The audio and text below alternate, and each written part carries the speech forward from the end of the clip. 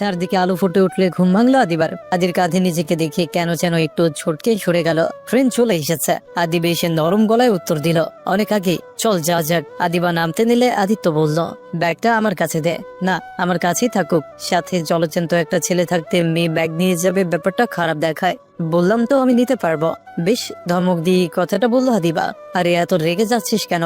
যা করেছি তোর ভালোর জন্যই তো করেছি। আপনি একটা বিষয় কেন বুঝতে পারছেন না? আমি বড় হয়েছি ভাইয়া, আমার ভালো বোঝার দায়িত্বটা এবার আমাকে নিতে দিন। আপনি আমার জন্য যে ভালোগুলো বলছেন সেগুলো আমার ভালোর চেয়ে খারাপই হয় বেশি। কিসব বলছিস? কিসের মধ্যে কি বলতে চাইছিস?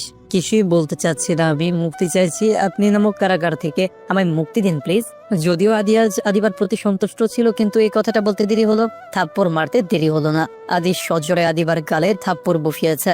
না, আদিবা তাতে কাঁদেনি, জ্বলন্ত চোখে তাকিয়ে আছে।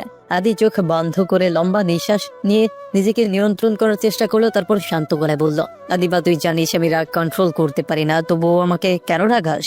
চল বাসায় চল, যা বলার বাসায় কি বলবি। আদিবা কোনো উত্তর না দিয়ে আদি কিছু বুঝে ওঠার আগে আদিবা আদির ব্যাগ থেকে ছুরিটা বের করে নিল। আদি কিছুটা অবাক হয়ে ভ্রু কুঁচকে তাকালো। কি করবি? আমায় মারবি? না, আপনাকে মারতে যাব কেন? আপনার সাথে আমার কিসের শত্রুতা? তাহলে ছুরি দিয়ে কি করবি? আমি আর ওই বাসায় ফিরবো না। বাড়াবাড়িটা এবার বেশি হয়ে যাচ্ছে না? বলে আদি আদিবার দিকে এগিয়ে গেল। খবরদার আমার কাছে আসবেন না। তোর কি মনে হয় তোর হাতের ছুরিকে আমি ভয় পাই? চুপচাপ বাসায় চল। বাড়াবাড়ি করবি তো হাত পা ভেঙে বাসে ফেলে রাখবো। ভাই আপনাকে সাবধান করছি, আমার পেছন পেছন আসবেন না। আসলে কি করবি? আমি আপনাদের হাতের পুতুল নই যে যখন চা ইচ্ছা করবেন আমার সাথে। আপনাদের অত্যাচার আর মেনে নিতে পারছি না। আজ হয় আমাকে এখান থেকে যেতে দিবেন, অথবা আমি নিজেকে শেষ করে দিব। আদিবার কথা শুনে থমকে গেল আদি। আদিবা এমন কিছু বলবে তার মাথায় ছিল না। সে ভ্রু কুঁচকে বলল, আদিবা এইসবের মানে কি? আমাকে ধমকে কোনো লাভ নেই, আমি আর কোনো কিছুই ভয় পাই না। আমাকে যেতে দিন। কোথায় যাবে? যেদিকে দু চোখে যায় চলে যাব। জীবন এত সহজ নয়। একবার বাইরে বেরিয়ে দেখ তোর সাথে কি কি ঘটে। কি আর ঘটবে? যা যা খারাপ ঘটার সব তো এমনিতেই ঘটে আমার সাথে। আর কি ঘটবে? বেরিয়ে গেলে অন্তত কথায় কথায় কেউ থাপ্পড় মারবে না, 19 থেকে 20 হলে বাথরুমে আটকে রাখবে না। এর চেয়েও ভয়াবহ কিছু ঘটবে। কি ঘটবে? কেউ আমার সম্মানে হাত দিবে? আপনার কি মনে হয় আমার সম্মান আছে? আপনি আমার সম্মানে হাত দেননি। জোর করে। আদিবা চুপ করবি তুই? কেন চুপ করব? মিথ্যে বলছি কিছু? আপনি আমার সাথে খারাপ কিছু করেননি। এমন কোন জায়গা বাকি রেখেছে যেখানে হাত দেননি? আদিবা গলা নিচু করছেন কেন? চেঁচিয়ে বলুন যা করেছেন বেশ করেছেন। আপনার চোখে তো নিজের অন্যায় কোনো দিনও পড়েনি। মানছি যা করেছি ভুল করেছি, তাই বলে আমি তোকে টাচ করা, রুন্দে টাচ করা এক কথা? এক হবে না কেন? আপনি আমার স্বামী, কেন করলেন এমন? আমার ইচ্ছের বিরুদ্ধে এগুলো করায় আমার কেমন লেগেছিল আপনি জানেন? সুরের দাগ না হয় জামাই ঢেকে ফেলেছি, কিন্তু আপনি আমার সাথে এগুলো করার পর আমার মনে চাই দাগ লেগেছে, সেগুলো ঢাকবো কি করে? আপনি আর কখনো আপনাকে সম্মান করতে পারবো না। আমি এতটাও খারাপ কিছু করিনি তুই যেভাবে বলছিস। তাছাড়া তুই চাইলে আমি তোকে আজকে বিয়ে করব। যা হয়েছে ভুলে যা। আমি যা করেছিলাম রাগের মাথায় করেছিলাম। রাগ? হ্যাঁ, আপনাদের সবারই রাগ করা মানে শুধু আদিবার রাগ থাকতে পারে না। আর কি বললেন? বিয়ে? আপনার কি মনে হয় জোর করে সব পাওয়া যায়? জোর করে আর যাই হোক ভালোবাসা পাওয়া যায় না। আপনি আমার জীবনটা নষ্ট করে দিয়েছেন। হ্যাঁ, আমি আপনাকে ভালোবাসতাম, কিন্তু এখন আর ভালোবাসি না, কোনো দিন আর বাসবো না।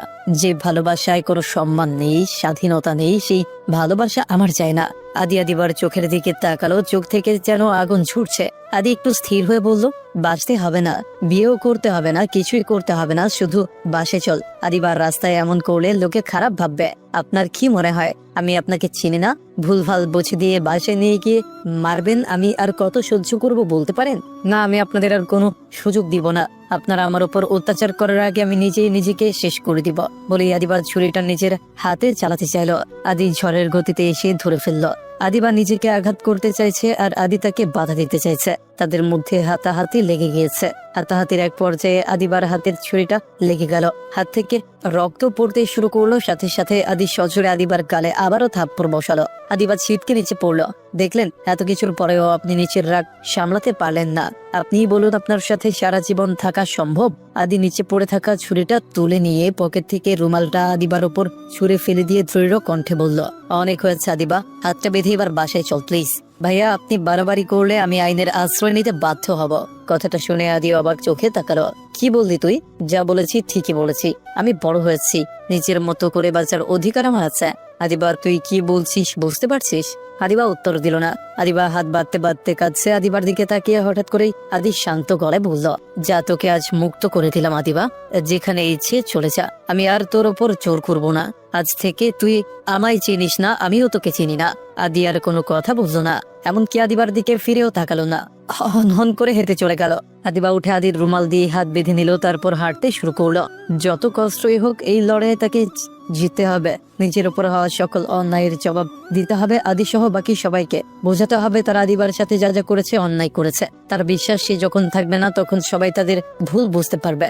এদিকে আদি হাঁটছে আর ভাবছে, তোর উপর যে মায়াটুকু অবশিষ্ট ছিল সেটাও আজ তুলে দিলি আদিবা। কিন্তু কেন? তুই কি আমার রাগের পেছনের ভালোবাসাটা কোনোদিনই বুঝিসনি? তুই সত্যিই আমায় ভালোবাসিস না? নাই বাবা আসলেই তাই বলে বাসা ছেড়ে চলে যাবে? এই 10,000 টাকায় তোর কতদিন চলবে? ভালোই হয়েছে বেরিয়েছিস। আজ থেকে তুই বুঝবি বাইরের জগৎটা কতটা খারাপ। পরিবার যতই খারাপ হোক বাইরের নিষ্ঠুর দুনিয়া থেকে কতটা ভালো। তোকে আমি আর বাধা দিব না। আজ আমি যা হারালাম হয়তো এই শূন্যস্থান কোনোদিনও পূরণ হবে না, কিন্তু তুই আজ যা হারালি তাও আর কোনোদিনও ফিরে পাবি না। কথা দিলাম আমি নিজেকে বদলাবো, আদিবা নামক মায়া থেকে নিজেকে বের করে আনবো। যত কষ্টই হোক আমি তোকে ভুলবো আদিবা, তোকে নিজের সাথে জড়িয়ে আর কষ্ট দিব না। তোকে আজ থেকে ভুলে যাব। ভাবতে ভাবতে মন খারাপ করে বাসায় ফিরলো আদি। আদিকে দেখে সবাই এগিয়ে আসলো। সবার ধারণা ছিল আদি আদিবাকে নিয়েই ফিরবে, কিন্তু আদিবার নেই দেখে আদিবার মা এগিয়ে বললেন, আদিবা কোথায় আদি? প্রশ্নটা শোনার সাথে সাথে আদি চেঁচিয়ে উঠল, তোমার মেয়ে কোথায় তার জবাব আমি কি করে দিব? তো তুই এত রেগে যাচ্ছিস কেন? তেমন মেয়ে জন্ম দিয়েছো জানো না? তারা আমাকে জিজ্ঞেস করছো কেন? আচ্ছা, আমি যাওয়ার সময় কি একবারও বলেছিলাম আমি আদিবার জন্য চলে যাচ্ছি? তাহলে কেন ওর সাথে এত খারাপ ব্যবহার করলে? এতটাই খারাপ ব্যবহার যে ও আর এই বাসায় ফিরতে চায় না? আদির কথায় সবাই মাথা নিচু করে নিল। যাই হোক, আমি আদিবাকে ফেরানোর অনেক চেষ্টা করেছিলাম, কিন্তু সে ফিরবে না। ফিরবে না তো কোথায় যাবে? গ্রামে? না, আমাদের পরিবারের সমস্ত দরজা আজ থেকে আদিবারের জন্য বন্ধ। ও আর কোনোদিন এই বাড়িতে ফিরবে না, এটাই আমার শেষ কথা। তুই এসব কি বলছিস বাবা?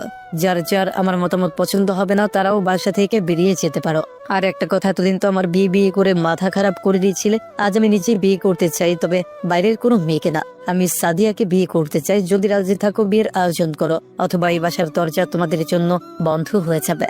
আদির এগিয়ে আছে বুঝতে পেরে আদির মা এগিয়ে আসলেন। মাথা ঠান্ডা কর বাবা, তুই কি বলছিস হয়তো নিজেই জানিস না। কেন জানবো না?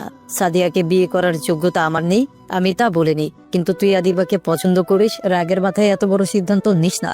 আমার কথা কখনো নড়চড় হয় না মা। আর পছন্দ তো সাধারণ বিষয়। এই সমাজে বড় বোনের পরের সাথেও ছোট বোনের বিয়ে হয়। কাকে এসে আমাদের বাসায় থাকলে এবার তার প্রতিদান দাও। সাদিয়াকে আমাকে দাও প্লিজ।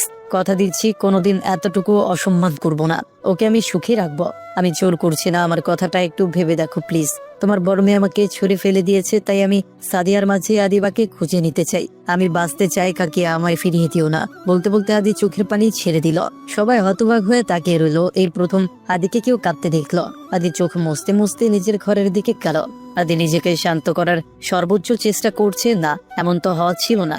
আদিবাকে ছেড়ে থাকার কথা তো ছিল না। আদিবাকে ছাড়া বাড়িটা বড্ড ফাঁকা ফাঁকা লাগছে। আদিবাকে ছাড়া মিনিটে মিনিটে কাকে ডাকবে সে? যার মায়াবী মুখটা দেখার জন্য কারণে অকারণে ডেকে আনতো, তাকে ছাড়া চারদিকটা যে অন্ধকার লাগছে। আদিবা কি সত্যিই আর ফিরবে না? সে কেন আদির মনের লুকানো ভালোবাসা বুঝলো না? আদির দম বন্ধ হয়ে আসছে। সে আদিবার প্রত্যাখ্যান মেনে নিতে পারছে না। তো এই পার্টটি এখানেই শেষ হয়ে গেল। পরের পার্টের লিঙ্ক কমেন্ট বক্সে দেওয়া আছে। সবাই কমেন্টে দেওয়া লিঙ্কে ক্লিক করে দেখেন এবং চ্যানেলটি সাবস্ক্রাইব করে দিবেন। ধন্যবাদ সবাইকে, সবাই ভালো থাকবেন। তো এই পার্টটি এখানেই শেষ হয়ে গেল। পরের পার্টের লিঙ্ক কমেন্ট বক্সে দেওয়া আছে। সবাই কমেন্টে দেওয়া লিঙ্কে ক্লিক করে দেখেন এবং চ্যানেলটি সাবস্ক্রাইব করে দিবেন। ধন্যবাদ সবাইকে, সবাই ভালো থাকবেন। তো এই পার্টটি এখানেই শেষ হয়ে গেল। পরের পার্টের লিঙ্ক কমেন্ট বক্সে দেওয়া আছে। সবাই কমেন্টে দেওয়া লিঙ্কে ক্লিক করে দেখেন এবং চ্যানেলটি সাবস্ক্রাইব করে দিবেন। ধন্যবাদ সবাইকে, সবাই ভালো থাকবেন। তো এই পার্টটি এখানেই শেষ হয়ে গেল। পরের পার্টের লিঙ্ক কমেন্ট বক্সে দেওয়া আছে। সবাই কমেন্টে দেওয়া লিঙ্কে ক্লিক করে দেখেন এবং চ্যানেলটি সাবস্ক্রাইব করে দিবেন। ধন্যবাদ সবাইকে, সবাই ভালো থাকবেন।